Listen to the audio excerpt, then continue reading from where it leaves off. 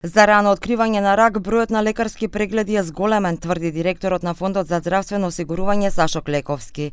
Минатата година според него се извршени околу 13.000 прегледи за вкупни интервенции, прегледи на дојки вклучувајќи мамографија, ултразвук, магнетна резонанца, биопсија.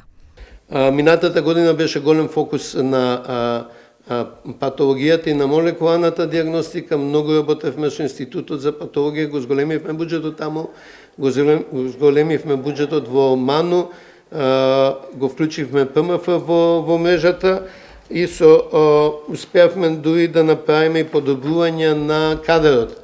Значи има нови вработувања и на клиниката за радиотерапија и онкологија и на Институтот за патологија, вкупно 4 нови специјализанти. Тоа е добрата вест. Клековски рече дека има значителен напредок во патологијата и молекуларната диагностика со зголемени буџети за Институтот за патологија и лабораторијата во МАНУ, како и вклучување на Природно-математичкиот факултет во мрежата на овие установи. За жал, на 2 објавени конкурси за патолози, ниту еден кандидат не се пријавил за 5 работни места.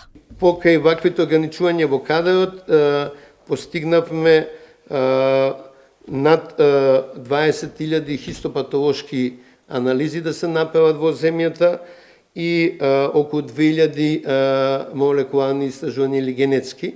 Ова бројка ги вклучува и ретките болести, меѓутоа најголем дел од ова бројка се малигни заболувања. И оно што работиме понатаму со Институтот за патологија, кој е главниот обезбедувач на овие услуги во земјата. Клековски апелираше до сите оние над 50 години да се подложат на хроноскопија. Тој исто така рече дека се надева дека оваа година и ПЕТ центарот ќе започне со специфични скенирања на простата, бидејќи во моментов овие скенирања не се вршат.